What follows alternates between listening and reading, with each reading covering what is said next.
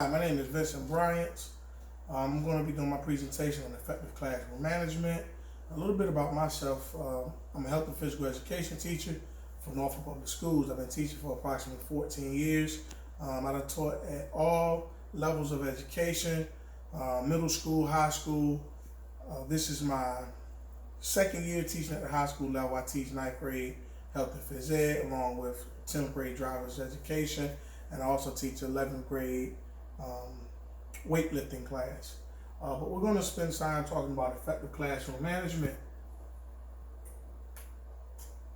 The definition of behavior management are all those actions teachers and parents engage in to enhance probability that children, individuals, and groups will develop effective behaviors that are personally fulfilling, productive, and socially acceptable. In order to develop a classroom that's fun-filled environment where it's cohesive to learning, there are certain standards that need to take place. First and foremost, the teacher must have rules and procedures in place. Behavior modification in the classroom involves identifying behaviors that interfere with learning and adjusting students' development for more adaptive behaviors. In order to do that and to maintain an effective environment, teacher must develop rules and procedures and create an environment that's cohesive for learning. Effective classroom rules. Okay, rules should be few in number, clearly stated and defined, implemented from the beginning, displayed throughout the classroom.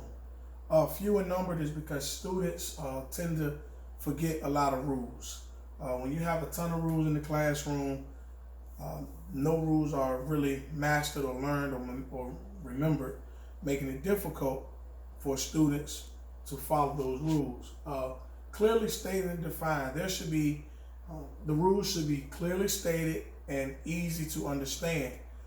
Teachers and students should not have language in the rules that could be confusing. Simple, understandable rules are easily that's make it easy to find for the classroom. And then you want to implement those rules and procedures and policies from the start of the school year, from the beginning of the year. Then you want to also display these rules and procedures throughout the classroom. That way it can always serve as a device to keep students on track. Classroom procedures. There's a difference between classroom rules and classroom procedures. Rules gives a definition of what is right and wrong. Classroom procedure is the expectations that the teacher has established for the students. Classroom procedure should eliminate behavior issues. Students should be made aware of the following: how to enter and exit the classroom, the importance of emergency drills such as fire drill and evacuation routes, the importance of completing classroom assignments, along with being able to store the classroom assignments, also being able to pick up homework assignments, things of that nature. One of the biggest things in education, especially in public education now, is diversity. Students are coming from all types of walks of life, and it's the teacher's job to understand the diversity of her class, of his or her classroom. Okay, teachers understand every child is a unique individual, similar to all other children in many respects, yet different from all other children. No single set of strategies or procedures is effective under all conditions with all children. We must remain open-minded and give thoughtful consideration to many theoretic points of view. We are effectively helping children.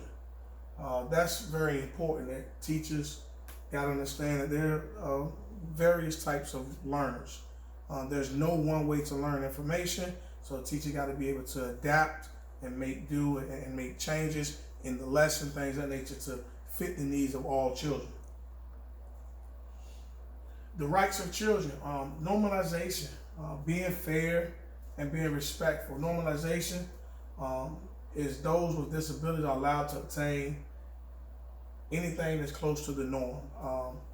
One of the things is collaborative classrooms, removing self-contained classrooms from the public school education.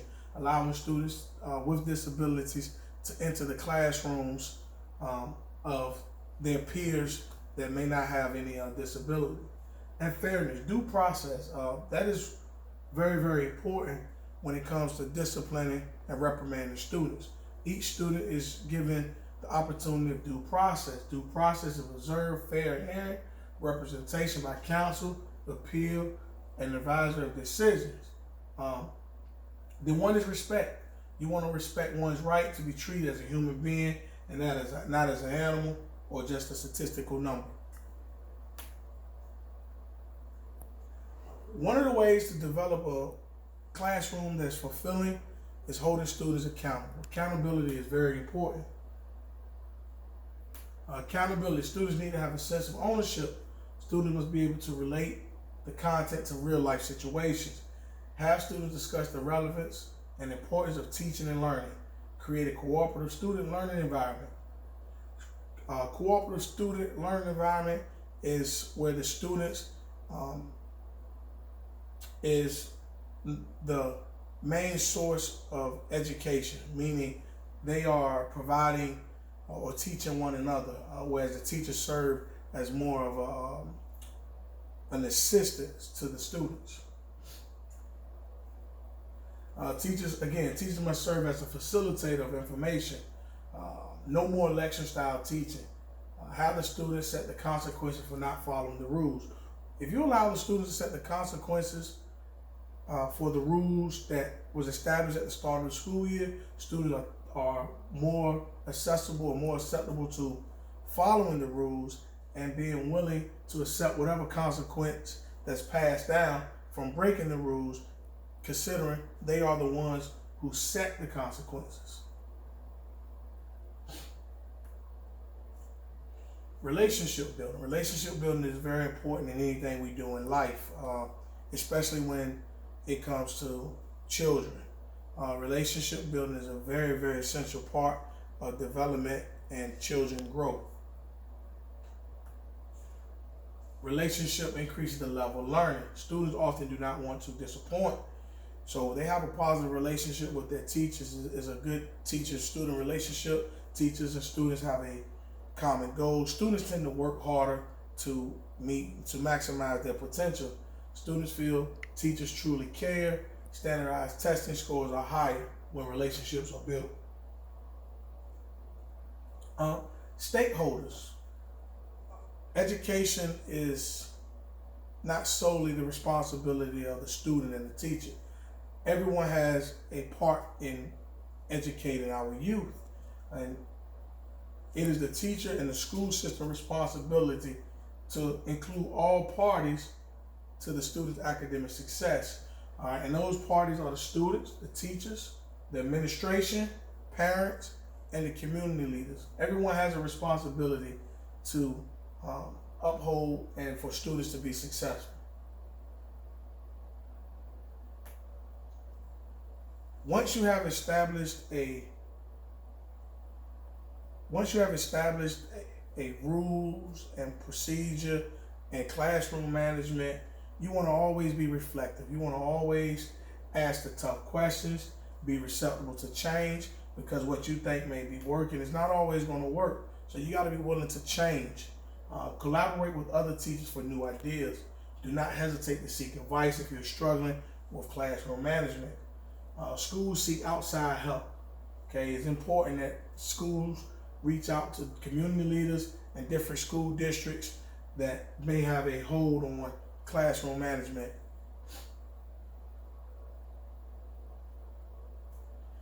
Thank you for allowing me to share my goals on classroom management. Have a great evening.